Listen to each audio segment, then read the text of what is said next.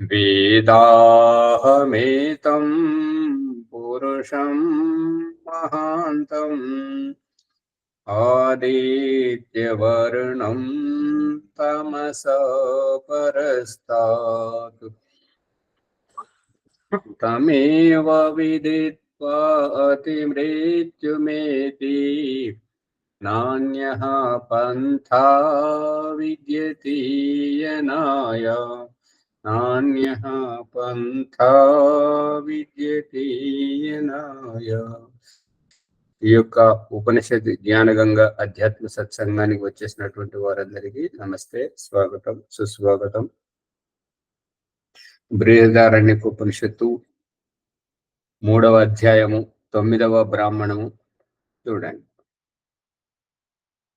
అథాహైనం విదగ్ధ శాకల్య పప్రచ్చ కతి దేవ యాజవల్కేతి. గార్గి కూర్చోగానే విదగ్ధ అంటే చాలా ఏంటంటే ఈర్ష ద్వేషంతో కూడినటువంటి ఈ విదగ్ధుడు లేచాడు. లేచి యాజ్ఞవల్కుని ప్రశ్నిస్తున్నాడు. ఏమనంటే, ఓ యాజ్ఞవల్క్య, కతి దేవ, దేవతలు ఎందరు చెప్పు అనేటువంటి ప్రశ్నను ప్రశ్నిస్తున్నాడు.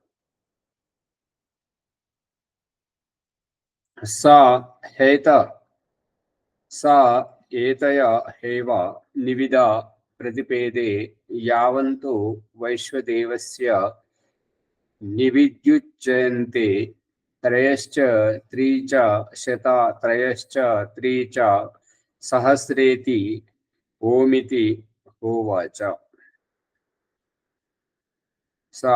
ఆ యొక్క యాజ్ఞవల్క్యుడు ప్రశ్నకు సమాధానం ఇస్తున్నాడు.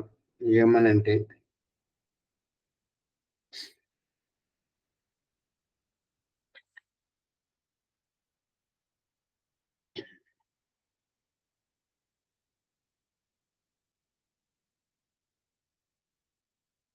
వైశ్వదేవ నివిద అనేటువంటి దానిని చదివి వినిపిస్తున్నాడు. ఏమనంటే, అందులో రాసున్నది త్రయశ్చ, దేవతలు ఎంతమంది అంటే 3, త్రీచ శత, ఇంకా 300, త్రయచ త్రీచ సహస్రేతి 303, 3003, 3306 అని ఈ రకంగా లెక్కలు చెప్పాడు. అయితే అప్పుడు విదగ్ధుడు ఏమన్నాడంటే, ఇవి చెప్పడం సరళమే, ఎవరైనా చెప్తారు. ఆ 3 ఏమిటివి, ఈ 300 ఏమిటివి, ఈ 3003 ఏంటివి, 3306 ఇవి ఏంటివి అనేటువంటి ప్రశ్నించాడు అంట. వీటి రహస్యం అంతా 33 అని యాజ్ఞవల్కుడు సమాధానం ఇచ్చాడు. దేవతలు ఎంతమంది అన్నదానికి 33 అని చెప్పేసి యాజ్ఞవల్కుడు సమాధానం ఇచ్చాడు.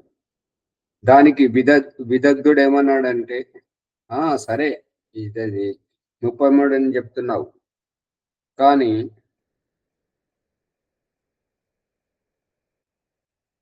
మళ్ళీ దేవతలు ఎంతమంది అని అడిగాడు. అప్పుడు యాజ్ఞవల్క్యుడు 6 అని చెప్పాడు. విదగ్ధుడు అన్నాడు, సరే, మంచిదే. విదగ్ధుడు మళ్ళీ ప్రశ్నను అడిగారు, ఏంటంటే దేవతలు ఎంతమంది అని అంటే అప్పుడు యాజ్ఞవల్క్యుడు 3 అని చెప్పారు.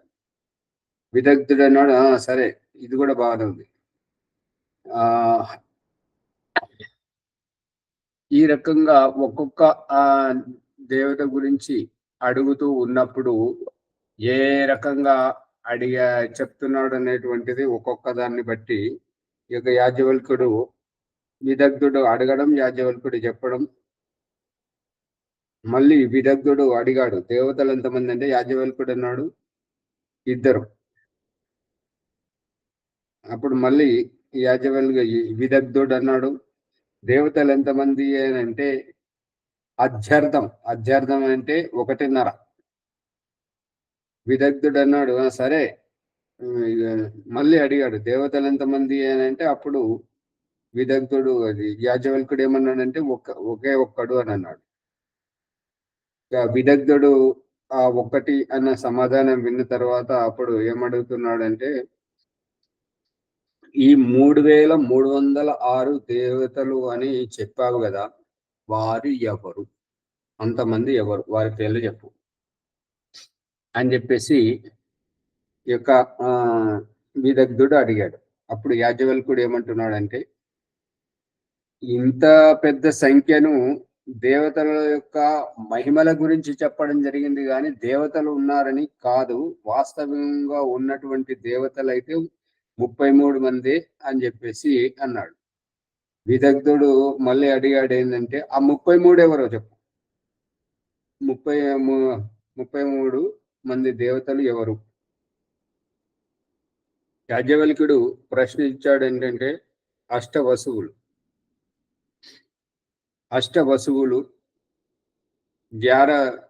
ఏకాదశ రుద్రులు, 12 ఆదిత్యులు, 8 వసువులు, 11 రుద్రములు, 12 ఆదిత్యములు, 31 అయ్యాయి. ఈ 31లో ఇంద్రుడు, ప్రజాపతి ఈ రెండింటిని జత చేస్తే 33 దేవతలు అవుతారు అని చెప్తున్నాడు.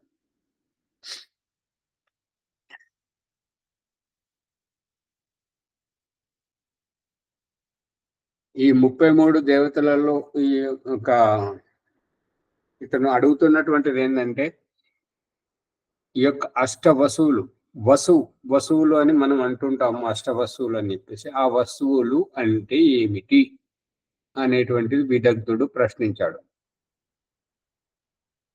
అగ్ని లెక్కబెట్టి చెప్తున్నాడు ఏంటంటే అగ్ని, పృథివీ, వాయువు, అంతరిక్షము, ఆదిత్యము, జౌహు, చంద్రమ, నక్షత్రుడు, ఇవి 8 వసువులు.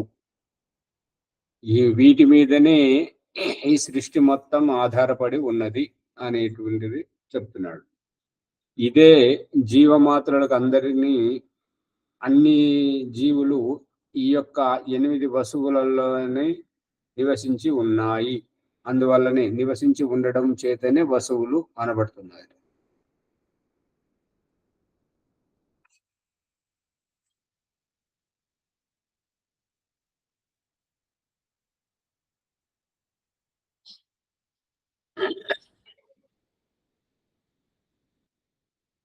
सा होवाच महिमाना एव एष मेते त्रयस्त्रिंशदेव देवा कथमेते त्रयस्त्रिंशत् इति अष्टौ वसव एकादश रुद्र 12 आदित्यास्त 31 इंद्रश्च इति प्रजापतिश्च 33 इति कथमे वसव अग्निश्च पृथिवी च वायुश्च अंतरिक्षं च आदित्यश्च ज्यौश्च चंद्रमाश्च नक्षत्राणि च చేతే వసవ ఏతేషు హిదం సర్వం హితమితి తస్మాద్ వసవ ఇది కథమే రుద్ర.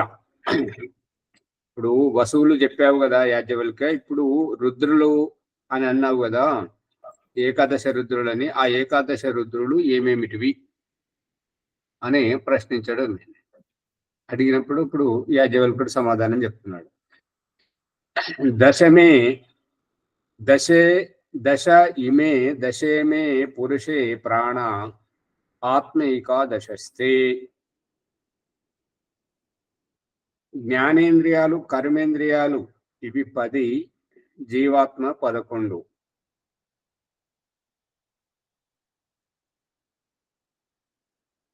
పంచ ప్రాణాలు, పంచ ఉపప్రాణాలు, ఈ విధంగా కూడా ఆ ఇంద్రియాలను కాకుండా పంచ ప్రాణాలు, పంచ ఉపప్రాణాలు మరియు మనస్సు, ఇవి ఏకాదశ ధ్రువులు.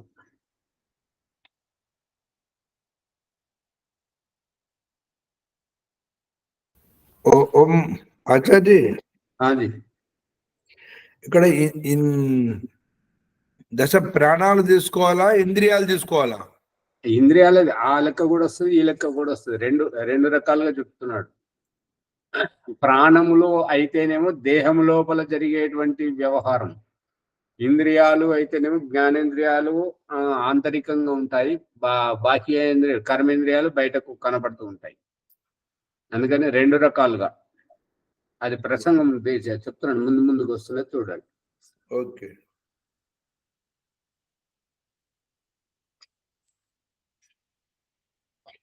ఈ ప్రాణములు ఏమిటివి అనేటువంటిది లెక్కబెట్టి చెప్తున్నాడు. ప్రాణ అపానం, ప్రాణము, అపానము, ఉదానము, వ్యానము, సమానము, నాగము, కూర్మము, దేవదత్తము, క్రిగలము, ధనంజయం, ఇవి 10 ప్రాణములు. ఇక ఆత్మ అనేటువంటిది చెప్తున్నాడు. కానీ ఇక్కడ ఆత్మ కాకుండా ఆత్మను ఇక్కడ లెక్కబెట్టినట్టయితే ఏడిపించేది ఎవరిని? ఆత్మను ఈ 11వ రుద్రుడిగా అని లెక్క పెడితే ఏడిపించేది ఎవరిని? అందు గురించి ఇక్కడ ఈ ప్రాణములతో పాటు 10 ప్రాణములు ఇవి లెక్క పెట్టినప్పుడు మళ్ళీ దాని కిందనే ఇస్తున్నాడు చూడండి మునిజీ. ఈ 10 ప్రాణ మానే జాతే హై, ఈ 10 ప్రాణాలు లెక్క పెట్టడైనది. ఆత్మ 11వది. ఇక ఆ రకంగా ప్రాణములను తీసుకోకుండా ఇంద్రియాలను కనుక లెక్క పెట్టినట్టయితే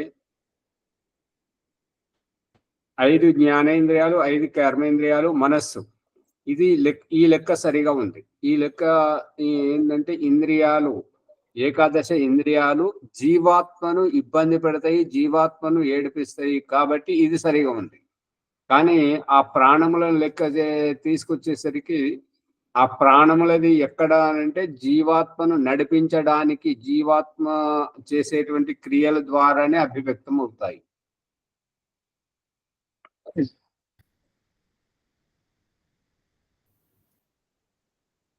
ఇక అదే 10 ఇంద్రియములు, మనస్సు అంటేనే కరెక్ట్ గా ఉన్నది ఇక్కడ మరి. అదే అందుకంటే ఏకాదశ రుద్రులు అనేటివి 11 రుద్రులు. రుద్రులు అంటే ఏడిపించేటువంటి, బాధ కలిగించేటువంటి, ఎవరిని అంటే జీవాత్మ. ఇది బాగుంది. ఇక ఈ 12 ఆదిత్యులు అని అన్నావు యాజ్ఞవల్క్య. ఈ 12 ఆదిత్యములు అంటే ఏమిటి? ఆ 12 ఆదిత్యములలో ఒకటేమో ఈ మాసములు, బయటకేమో మాసములు, లోపలనేమో రాసులు. ఈ యొక్క రాశి, మీన రాశి, కర్కట రాశి, తుల రాశి, ఈ రాశులు ఉన్నాయి కదా, 12 రాశులు. అవి 2 రకాలుగా. ఈ 12 రాశులతోటే సంవత్సరం అనేటువంటిది కొనసాగుతుంటుంది. దాని గురించి అడుగుతుంది. కథమా ఆచార్య ఇక్కడ మాసముల గురించి ఇస్తున్నాడు కదా. ఇప్పుడు ఇదేదైతే ఏకాదశ రుద్రాలలో ప్రాణముల గురించి, ఇంద్రియాల గురించి, రెండింటి గురించి ఏ రకమైన ప్రస్తావన వస్తున్నదో, 12 ఆదిత్యులు అన్నప్పుడు నెలలు కూడా, మాసములు కూడా 12, రాసులు కూడా 12. అందు గురించి 12 వై మాసాః సంవత్సరస్యైతే ఆదిత్యాః ఏతే హీదం సర్వం ఆదదానః యంతి తే యదిదం సర్వం ఆదదానా యంతి తస్మాదాదిత్య ఇది. ఈ 12 మాసములు, 12 మాసములతోటే ఈ యొక్క సంవత్సరము అనేటువంటిది ఏర్పడుతుంటది. తద్వారా ఈ మాసములను ఆదిత్యములు అనడం జరుగుతుంది. ఆదిత్యములు అని అంటే ఆసమంతా దీప్యతే ఇది. ఆదిత్య ఏ రకంగానైతే ఈ యొక్క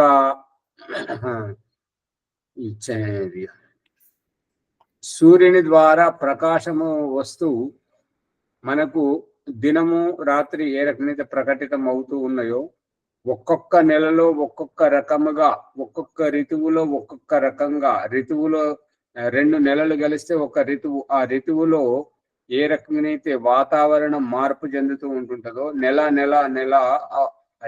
అదే మార్పు కనిపిస్తూ ఉంటుంటది. కాబట్టి ఒక్కొక్క నెలలో ఒక్కొక్క రకంగా ఉంటుంటది. కాబట్టి ఆ ఆదిత్యుడే ఈ నెలలలో ప్రవేశించుకుంటూ ఆ నెలగా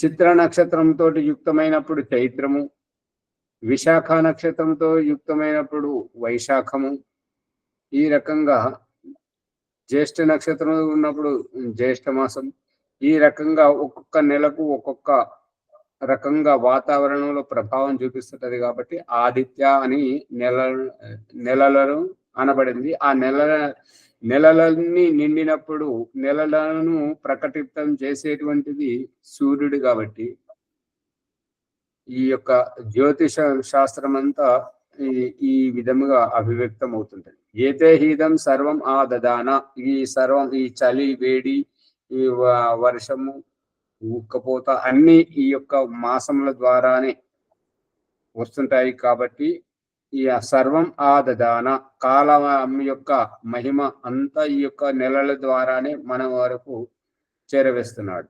తే యదిదం సర్వం ఆ దదాన ఎంతి, ఇవన్నీ వస్తూ పోతూ ఉంటుంటాయి. వస్తూ పోతూ ఉన్నప్పుడు వాటి సంయోగంలో ఆ యొక్క ప్రభావము జీవరాశుల మీద పడుతూ ఉంటుంటది. తస్మాత్ ఆదిత్య, అందుకే ఆదిత్య అనబడ్డది. కథమా ఇంద్ర, ఆ ఇంద్రుడు, ఈ యొక్క ప్రజాపతి అనేటువంటివి ఏమిటివి అనేటువంటిది ప్రశ్నించాడు. ప్రశ్నించినప్పుడు ఆచార్య, అది ఈ ఆసమంతాత్ అన్నారు కదా ఒక పదము. ఆసమంతాద్ అంటే ఆమూలాగ్రం. ఆహా, ఆమూలాగ్రం అనేది ఓకే ఓకే.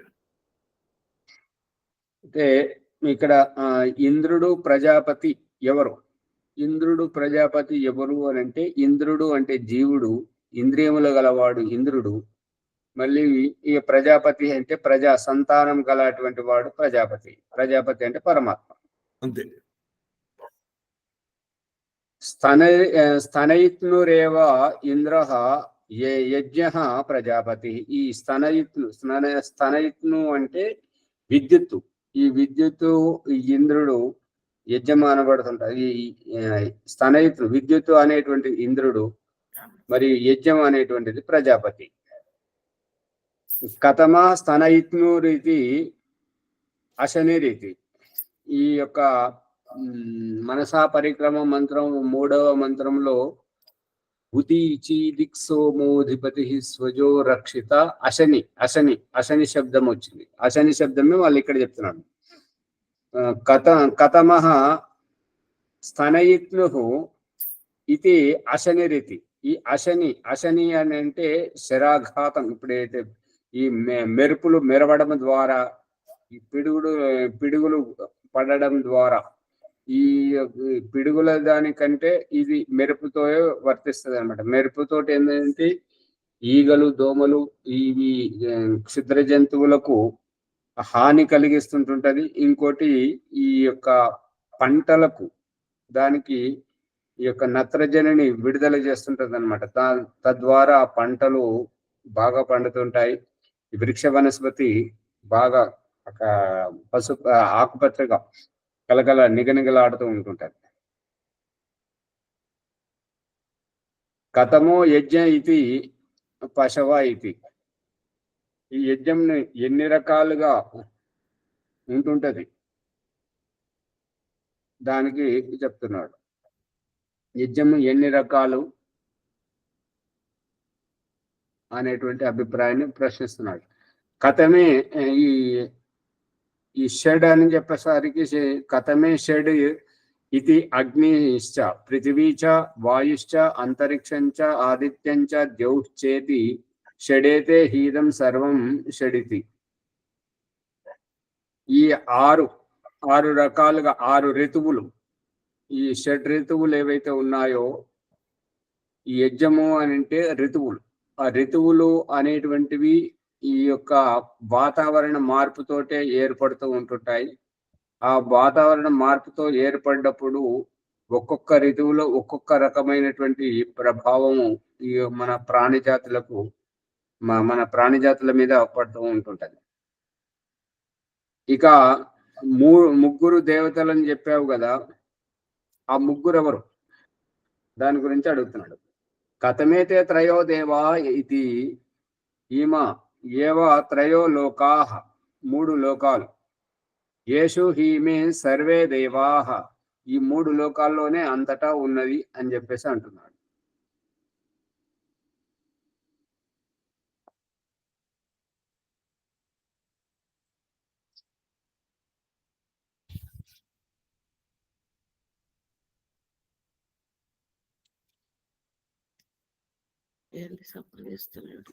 ఎన్నోదండి మంత్రం ఆచార్య? ఇప్పుడు 7 అయిపోయిందమ్మా, 8వది చూడండి. విదగ్ధుడు అడిగాడు ఏంటంటే, ఈ దేవతలు 3 దేవతలని చెప్పావు కదా, 3 ఎవరెవరు? దానికి యాజ్ఞవల్కుడు చెప్తున్నాడు ఏంటంటే, పృథివీ, అంతరిక్షము, జౌహు. పృథివీ అంటే ఈ యొక్క వృక్ష వనస్పతితో కూడుకొని నీటి ఆవరణం లోపల ఉన్నటువంటిది. ఈ అంతరిక్షం అంటే భూమి పైన ఉండేటువంటి ఖాళీ స్థలం. జౌహు అంటే ఈ యొక్క సూర్యచంద్ర నక్షత్రాలు ప్రకాశిస్తున్నటువంటివి. ఈ 3 లోకాలు. 3 కనబడ్డాయా? భూమి గోళాకారం, అంతరిక్షం ఈ ఖాళీ ప్రదేశం, జౌహు ఈ ప్రకాశించేటువంటి సూర్యచంద్ర నక్షత్రాలు. ఇవి 3 లోకములు. ఈ 3 లోకములోనే అగ్ని, వాయు, ఆదిత్యుడు, ఈ 3 దేవతలు ఇమిడి ఉన్నాయి. ఇక విదగ్ధుడు అడిగాడు ఏంటంటే, నువ్వు 2 అన్నావు కదా, దేవతలు ఎంతమంది అంటే 2 అన్నావు కదా, 2 ఏమిటివి? అప్పుడు యాజ్ఞవల్కుడు సమాధానం ఇస్తున్నాడు ఏంటంటే, అన్నము మరియు ప్రాణం, ఇవి 2. అన్నము అంటే ప్రకృతి యొక్క ప్రతినిధి. అన్నం వై ప్రాణ. ఇంకోటి ఇక ప్రాణం అంటే జీవనం అంటే ఇక అన్నము అంటే ఇప్పుడు యోగ సాధన చేసేటప్పుడు వాయుభక్ష, అభక్షో వాయుభక్ష, జలమునే, తరల పదార్థమునే, పళ్ళ రసమునే, పాలనే సేవించడం మరియు వాయువునే సేవించడం, స్థూల అన్నపానీయములను సేవించకుండడం.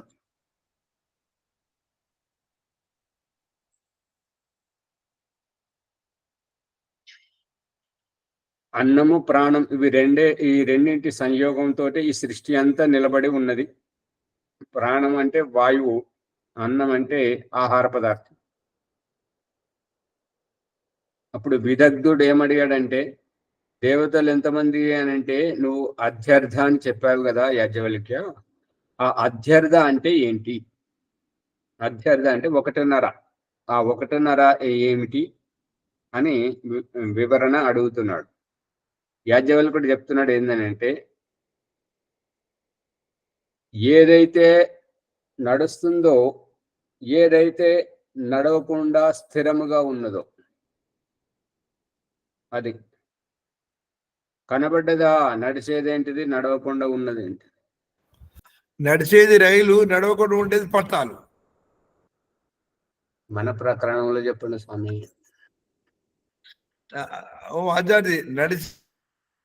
శ్వాస నడుస్తున్నది, దేహం నిలబడి ఉన్నది. అవునాచారి, నడుస్తున్నది, దేహం నిలబడి ఉన్నది. తర్వాత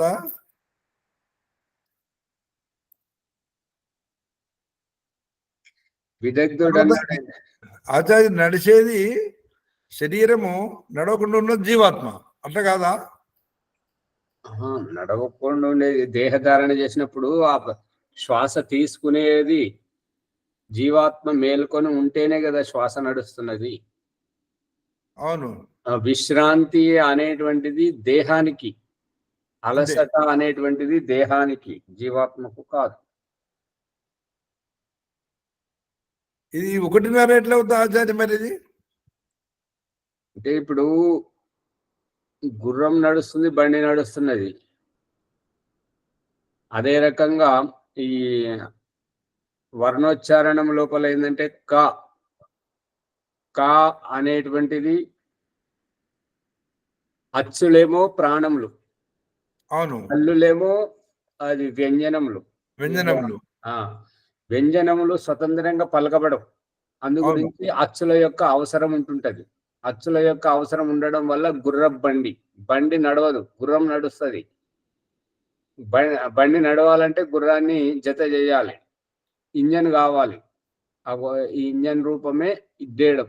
ఈ అచ్చుల రూపం, పూర్ణ రూపం ఈ యొక్క వ్యంజనం హలంతుల రూపం వాటిది ఏంటంటే సగం, పూర్తిగా ఉండదు. అది డేట్. వ్యంజనాలకు అచ్చు కలిస్తేనే అది నడుస్తుంది, పరిపూర్ణం. అది పలకబడుతుంది. పలకబడుతుంది అనేది కాదు. ఇప్పుడు వాక్ చాతుర్యం, వాక్ కా హలంతు పలుకుతున్నాం కదా. మళ్ళీ జ్ఞానం, మహలంతం, యజ్ఞము, ఒత్తులు పలకడం. ఒత్తులలో ఏంటంటే అది హల్లులు ఉంటేనే ఒత్తులు పలకబడుతుంటాయి. అది అచ్చులు లేకుండా ఒత్తులు పలకబడవు. ఒత్తులకు గతినివ్వాలంటే అచ్చులు జత చేయాలి. అచ్చులతోటే ఒత్తులు ఈ యొక్క హల్లులు పలకబడుతుంటాయి. ఆ రూపకంగా చెప్పుకొస్తున్నాడు. ఇప్పుడు దాన్నే వివరణ అడుగుతున్నాడు చూడండి. విదగ్ధుడు ఏమన్నాడంటే, ఈ ప్రాణము ఒకటే, అత్యర్థం అంటే ఒకటిన్నర ఎలా అనగలుగుతున్నావు, ఒకటిన్నర ఏ విధంగా అనేటువంటి రహస్యాన్ని విదగ్ధుడు అడిగాడు. యాజ్ఞవల్కుడు చెప్తున్నాడు చూడండి. దీనిని అధ్యర్థం అంటే ఒకటిన్నర అంటే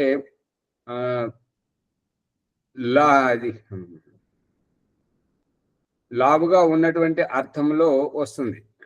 అదే దేనికి చెప్తున్నాడు. అధ్యర్థం అంటే వాస్తవికంగా అభిప్రాయం.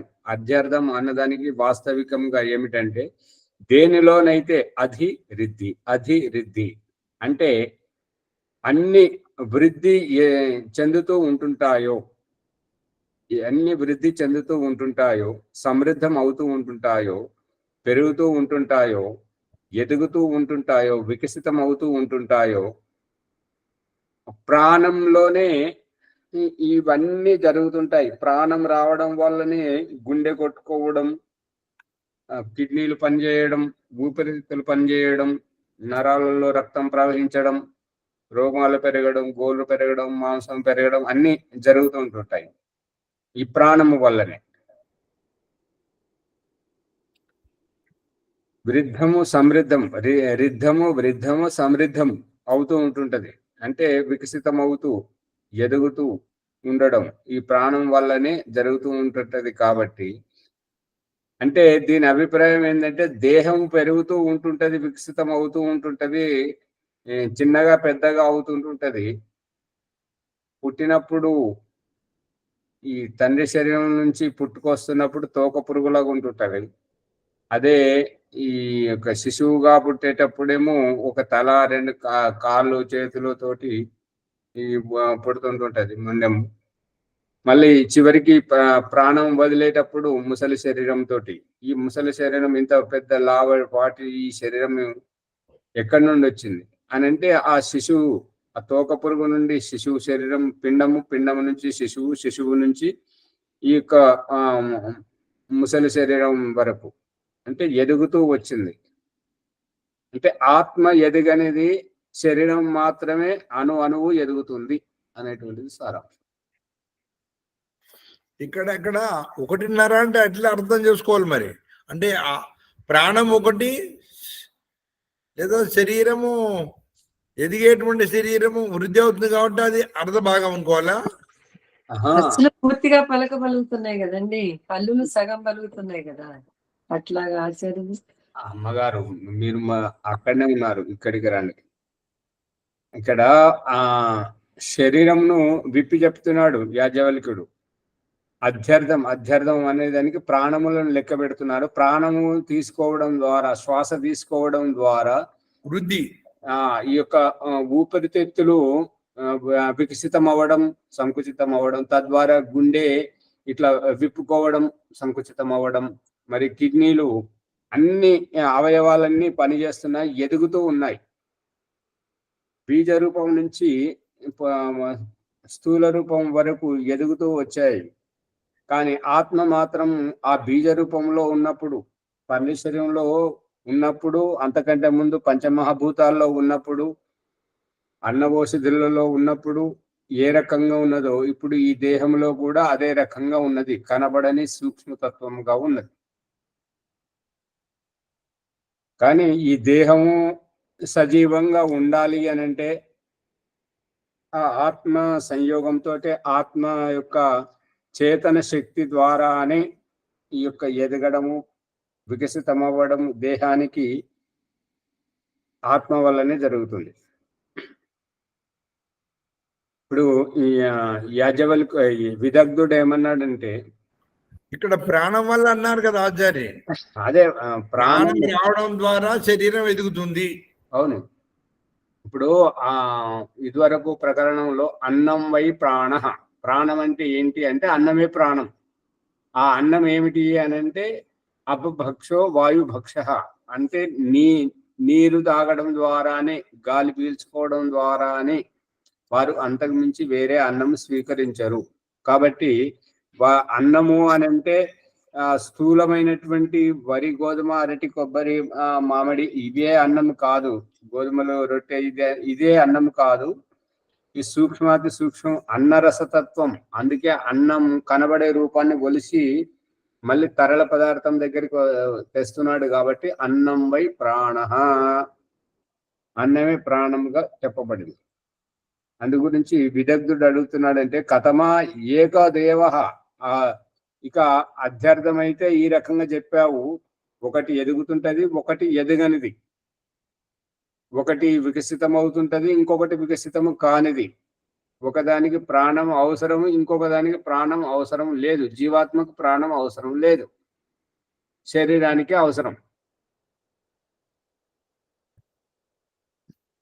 జీవాత్మకు ప్రాణం అవసరమా? శ్వాస అవసరమా జీవాత్మకు? దేహంలో ఉన్నది కాబట్టి, దేహంలో జీవాత్మ ఉన్నది కాబట్టి జీవాత్మ సంయోగంతో దేహానికి అవసరం శ్వాస. అన్నము దేహానికి అవసరం, జీవాత్మకు తృప్తి అవసరం. ఇప్పుడు సంధ్యోపాసన చేసేటప్పుడు అక్రియా ధ్యానం,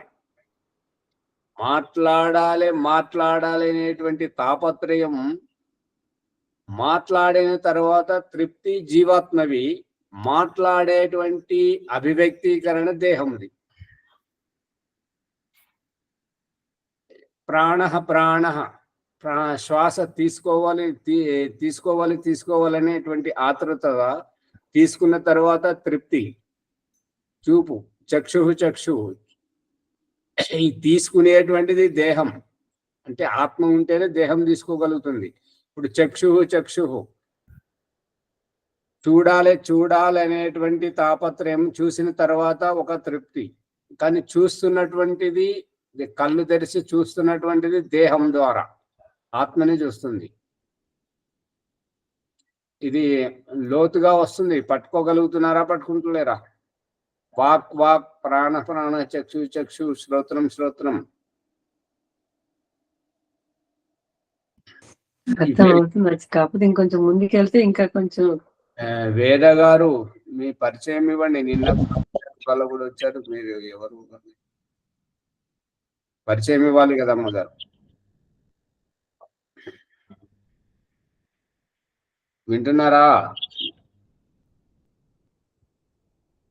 ఇక్కడ యాజ్ఞవల్కుడు చెప్తున్నటువంటిది ఏంటంటే ఈ ప్రాణం ఎవరికి అవసరం? భగవంతుడు ప్రాణస్వరూపుడు కాబట్టి ప్రాణం పోశాడు, ప్రాణధారణ గావించాడు.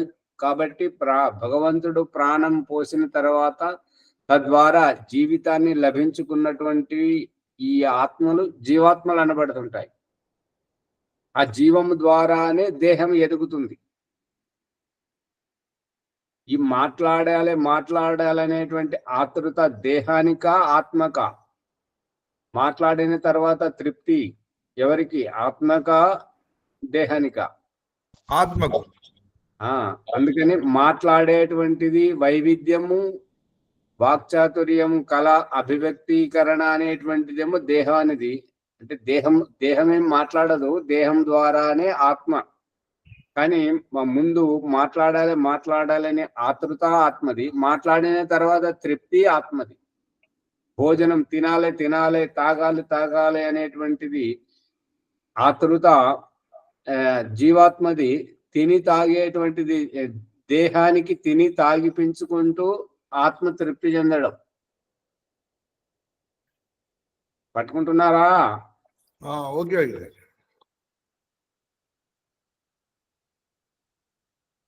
చూపిస్తున్నాడు కదా దేవుడు, తినిపించడం, తాగిపించడం, పాలు తాగిపించడం, గోటి ముద్దలు తినిపించడం. ఎవరికి తినిపిస్తున్నారు? బాల్యంలో తల్లి ద్వారా చేయించినటువంటిదే ఈ దేహంను. ఈ ఆధ్యాత్మిక ప్రకరణంలో ఇక్కడ దేహంను విప్పినప్పుడు ఆత్మయే దేహానికి తినబెడుతుంది, ఆత్మయే దేహానికి తాగిపిస్తుంది.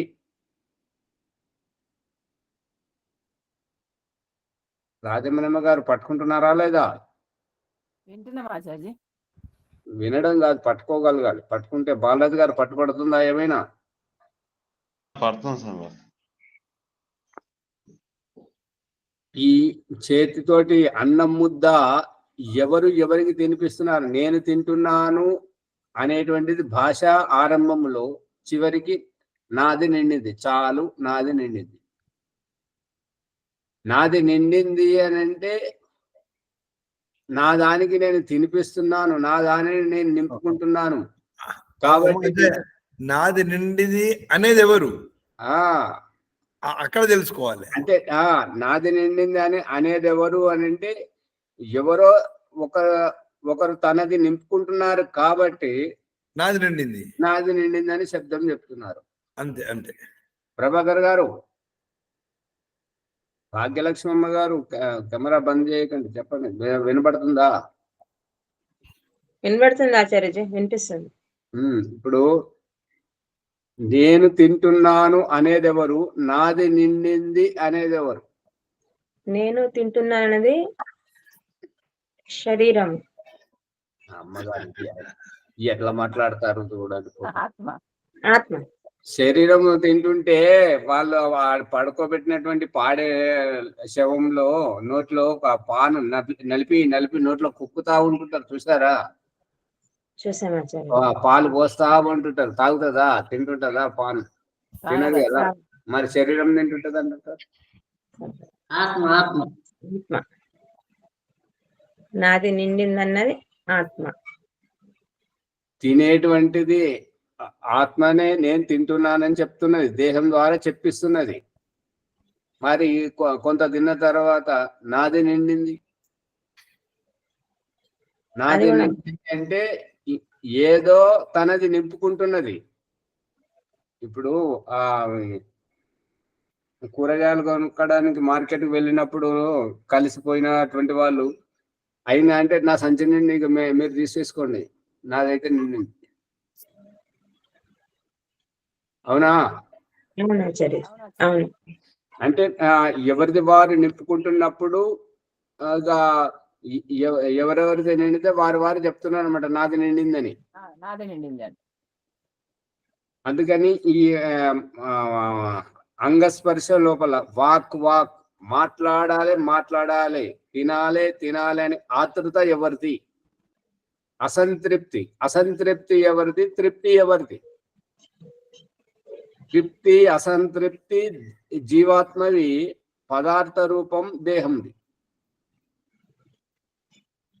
పదార్థ రూపంతో దేహము ఉదరం నిండుతుంది, పొట్ట నిండుతుంది. తృప్తి మాత్రం ఆత్మకు. సరే. అదే మా తెలంగాణ భాషలో, తెలుగు భాషలో మాట్లాడతారు, మనసు నిండే మనసు కొట్టింది నాకు వద్దు అంటారు కదా. ఆ మనసు కొట్టడం, ఆ నిండడం దేనికి అంటే ఆత్మకు, దేహానికి కాదు. ఇప్పుడు ఈ మృగ రోగం వచ్చినప్పుడు, ఈ మూర్ఛ రోగం వచ్చినప్పుడు సురుకు పెడుతుంటారు. కాల్చేది దేహాన్ని, ఆత్మ వద్దు అని చెప్పేసి కొట్టుకుంటుంటది.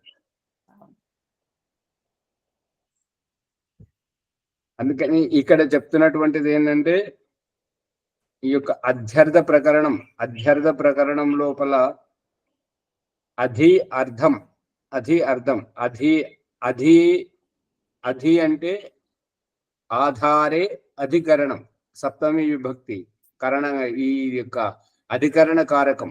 అధి అంటే ఒక దాని మీద ఉండడం, ఈ టేబుల్ మీద ఉండడం, ఈ మనసులో ఉండడం. మనసు అనేటువంటి ఆధారం, మనసులో ఉన్నటువంటి విషయం ఆధేయం. టేబుల్ ఆధారం, టేబుల్ మీద ఉన్నటువంటి పుస్తకాలు అవి ఆధేయం. ఆధారం ఆధేయం. అధి అర్థం, అధి అర్థం, అధ్యర్థం. ఈ యొక్క దేహము అనేటువంటిది ఆధారం, దేహంలో ఉన్నటువంటిది ఆధేయం, జీవాత్మ. పట్టుబడుతుందా లేదా? పడుతుంది ఆచార్య. సూక్ష్మంగా వస్తున్నప్పుడు ఇటువంటిది వస్తుంటుంటాయి. మరి లోతుగా పట్టుకుంటేనే ఇంకా ముందుకు పోయినప్పుడు ఇంకా మంచిగా అర్థమవుతుంటాయి.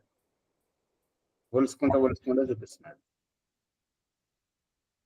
ప్రాణం అంటే లైఫ్, జీవితం. ఓం ఆచార్య అయిపోయిందండి ఇప్పుడు ఆచార్య. అభి అని చెప్పారు కదా, సప్తమి భక్తి అని. అధి అధికరణ కారకం, అధికారం. ఓకే. ఆధారే అధికరణం. అధి అధి అంటే పైన, లోపల, అందున. అంటే అవును, ఇది జీవాత్మకు శరీరం ఆధారమా, శరీరానికి జీవాత్మ ఆధారమా? జీవాత్మకు శరీరం ఆధారం, జీవాత్మకు శరీరం ఆధారం. జీవాత్మకు ఆధారం కర్మఫలం.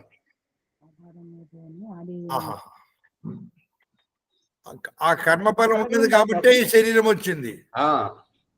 ఇప్పుడు మన దేహం ఎక్కడానికి వాహనం ఆధారం. కానీ యాత్ర చేయడానికి పైకం ఉండాలి కదా, టికెట్ తీసుకోవడానికి. ఆ పైకం అనేటువంటిది ఈ జీవాత్మకు కర్మఫలం ఆధారం. ఆ కర్మఫలంతో ఈ స్త్రీ దేహంలో, ఈ పురుష దేహంలో ఉండడం అనేది జరుగుతుంది. ఇక్కడ మనము శరీరానికి మన జీవాత్మకు ఆధారం శరీరం అని చెప్పుకోవాలి. మరి కాదు, జీవాత్మకు ఈ శరీరంలోకి రావడానికి కారణం ఏంటి? ఆ కారణం కర్మఫలం కదా. కారణం కర్మఫలం. జీవాత్మకు కర్మఫలంతో శరీరం వచ్చింది. ఇప్పుడు శరీరం నడుస్తున్నది ఉన్నది అంటే ఆధారం జీవాత్మ కాదా? కాదు. ఇందాక రాజమణమ్మ గారు పాట పాడుతున్నారు చూడండి. పలిగెను తంబూరా, అదే మళ్ళీ పాడండి. పొలిమేర దాటి ఆచార్య.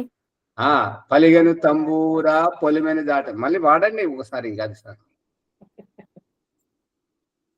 ఆ రెండు చరణాలు పాడండి.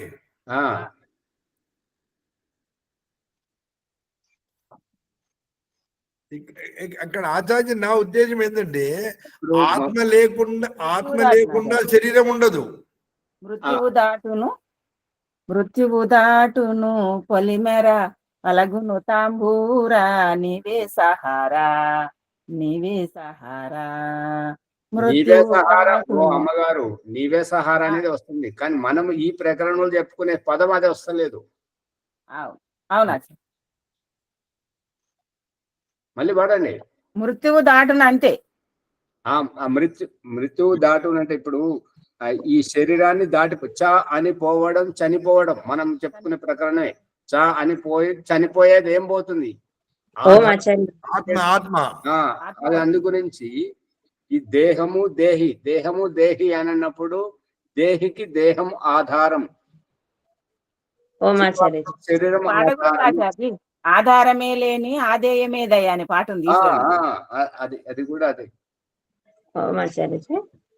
ఇక్కడ అది ఆ చరణం ఏంటంటే, కళ్ళెములేని గుర్రము వలెయి కాలము పరుగిడుచుండే,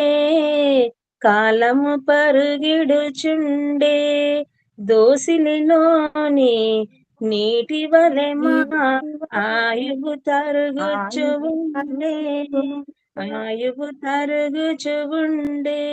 మృత్యువు దాటును పొలిమేరా పగులును తంబూరా, నీవే సహారా, నీవే సహారా. ఇలా ఉంది ఆచార్య.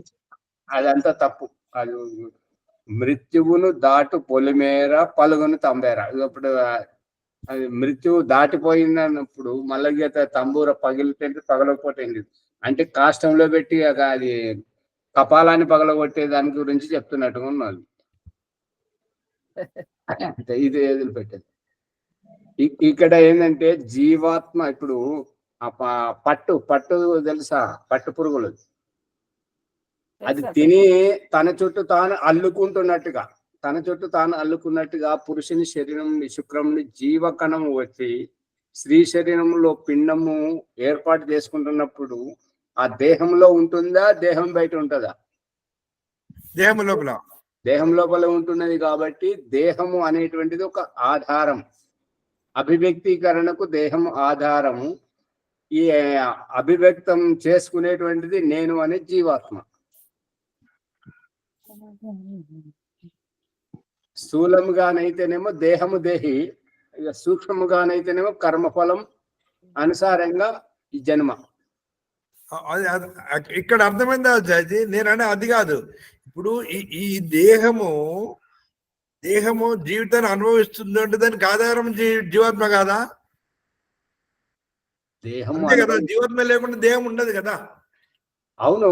ఇప్పుడు స్థూలంగా ఇప్పుడు పరమేశ్వరుడు ప్రకృతి కంటే స్థూలము, అది జీవాత్మ కంటే స్థూలమైనటువంటిది ప్రకృతి. ప్రకృతిని ఆశ్రయించే జీవుడు ఉన్నాడు అనేటువంటిది దేహము దేహి ప్రకరణం. అంతే. ఇంకా దీంట్లో అర్థం కానిది ఏమన్నా చెప్పండి. అంటే మీరేమంటారంటే శరీరానికి జీవాత్మ ఆధారం కాదు, జీవాత్మకు ప్రారంధం ఆధారము. ప్రారంధంతో శరీరం లభించింది. ఓకే, అక్కడికి అర్థమైంది. ఇప్పుడు ఈ శరీరంలో జీవాత్మ శరీరం ఇద్దరు ఉన్నారు కదా, శరీరము జీవాత్మ. ఒక్క నిమిషం ఆచారి, ఈ జీవాత్మ ఉండడానికి శరీరం ఉంది, శరీరానికి ఆధారంగా జీవాత్మ ఉంది కదా. శరీరానికి ఆధారం జీవాత్మ లేకుండా శరీరం ఉండదు కదా నా భావన. అది దానికే ఓం ప్రకాష్ ఏం చెప్పాడంటే, సూక్ష్మంగా చెప్పారు మీరు. దేహమును మనం యాత్ర చేయాలి అంటే మన దేహాన్ని తీసుకుపోవడానికి వాహనము, కానీ మనము ఒకరముగా దాంట్లో యాత్ర చేయాలి అంటే టికెట్ తీసుకోవాలి కదా. పైకం అని చెప్పాను చూడండి. డబ్బులు ఇస్తేనే టికెట్ ఇస్తాడు, అప్పుడే మనం యాత్ర చేయగలుగుతాం. ఈ డబ్బులు ఇచ్చేది అది ప్రారంభం. అర్థమైంది. అదే ఇక్కడ స్థూలానికేమో పట్టుకుంటున్నారా బాలాజీ గారు, శ్యామలయ్య గారు? డబ్బులు ఇచ్చేది ప్రారంభం అయితే ఆచార్జీ, ఈ శరీరం ఎక్కడికైనా పోవాలంటే ఆత్మ ఉండాలి కదా. ఆత్మ లేకుంటే అని కాదు అమ్మ గారు. ఇక్కడ రెండున్నాయి. ఒకటి ఏంటంటే దేహంకు దేహి, ఆత్మ ఉండడానికి దేహం ఆధారం. కాబట్టి ఇంట్లో మనం ఆచార్జీ, ఆత్మ ఉంటేనే శరీరం. అంతే. మీరు ఒకవైపు చూస్తున్నారు, ఇంకో వైపు చూడట్లేదు. ఇప్పుడు మనం ఇల్లు ఎందుకు కట్టుకున్నాము అని అంటే అసురక్షితంగా ఉన్నాము కాబట్టి సురక్షితంగా ఉండడం గురించి ఇల్లు కట్టుకున్నాం. ఇది దేహం. ఇల్లు అనేది దేహంలో మనం ఉండడం ఆ జీవాత్మ ప్రకరణం. ఇప్పుడు ఓం ప్రకాష్ ఇంకోటి ఏం చెప్తున్నాడంటే, ఇక్కడ ఈ జన్మల్లోకి జీవాత్మ ఎందుకు వచ్చింది అంటే కర్మఫలం. అది అర్థమైందా ఆచారి? అర్థమైంది. అంతే. సమయం చాలా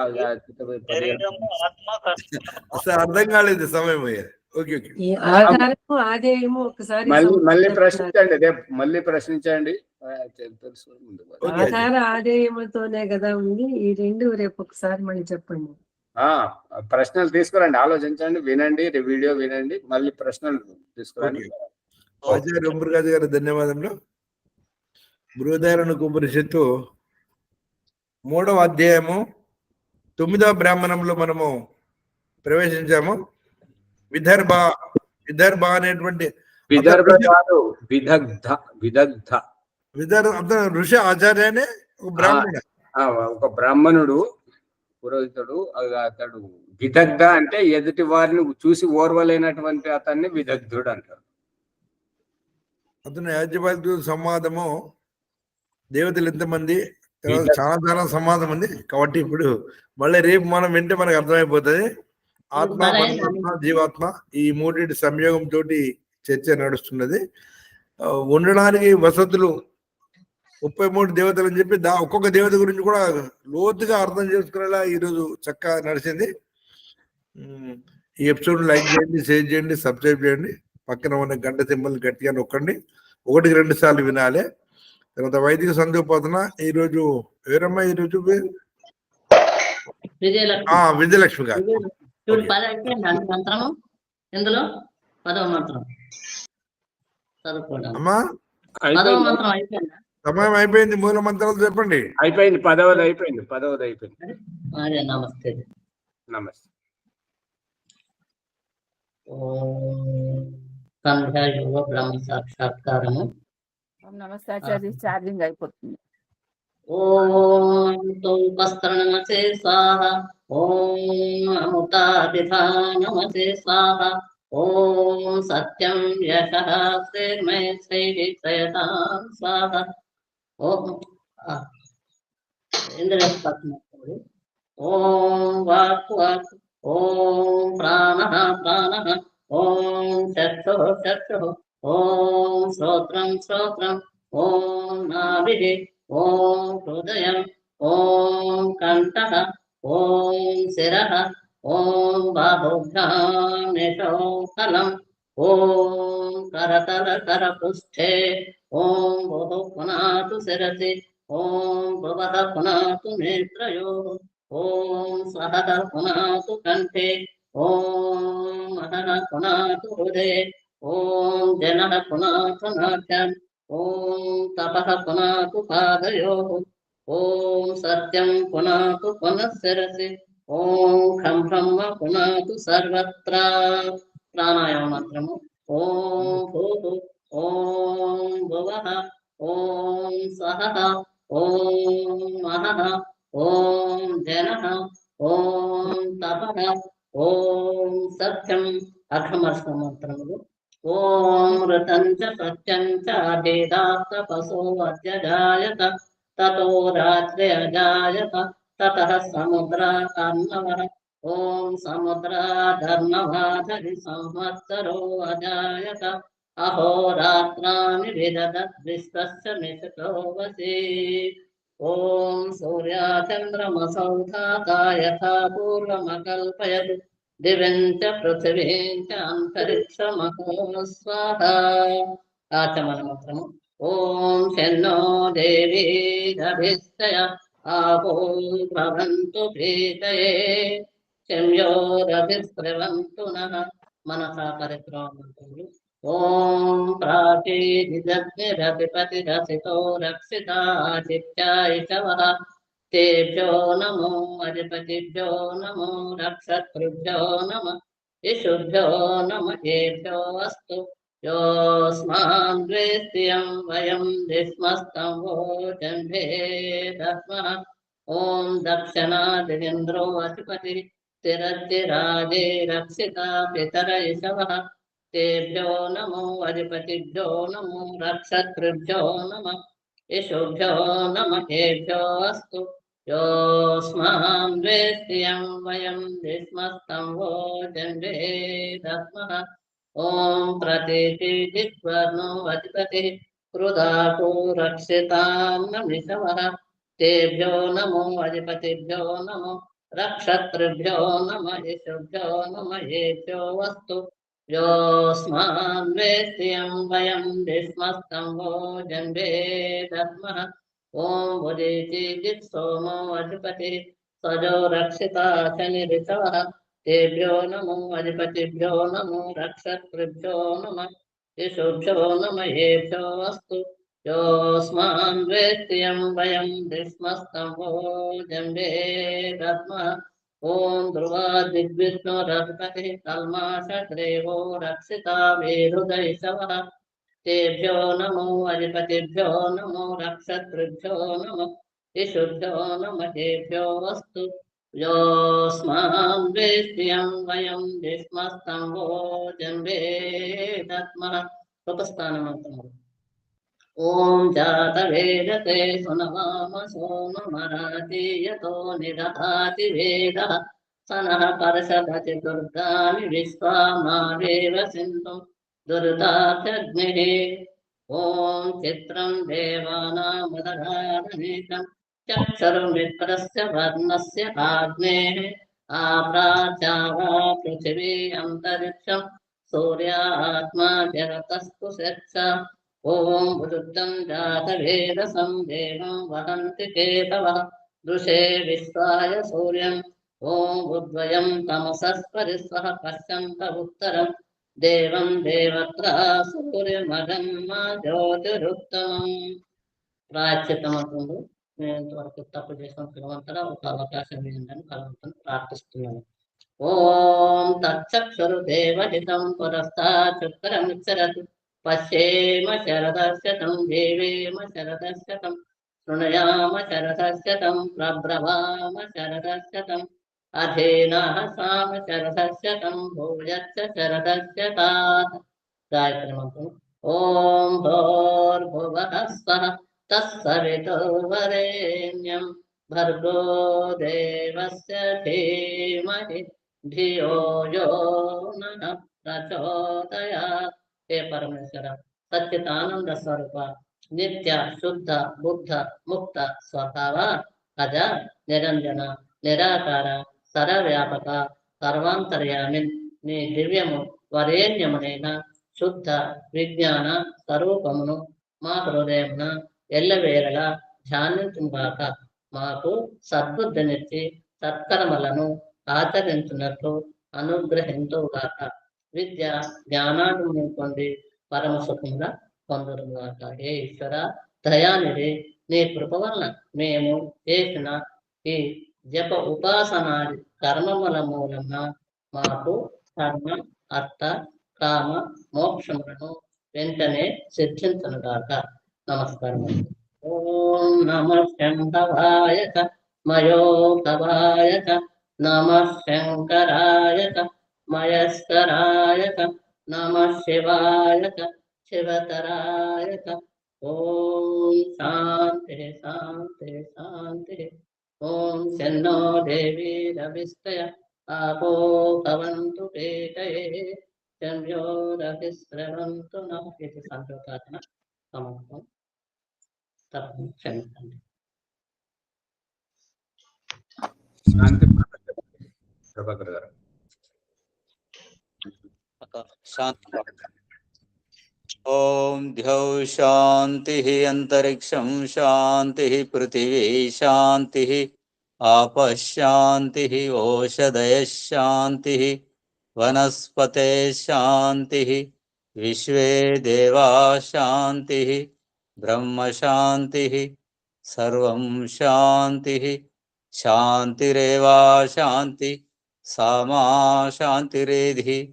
ఓం శాంతి శాంతి శాంతి. ఓం సర్వేభ్యో నమస్తే. ఆచార్య అందరూ లైక్ షేర్ ఓం నమస్తే. లైక్ చేయండి, షేర్ చేయండి, సబ్స్క్రైబ్ చేయండి. ఓం నమస్తే ఆచార్య. సర్వేభ్యో నమః. అందరికీ నమస్కారం. నమస్తే.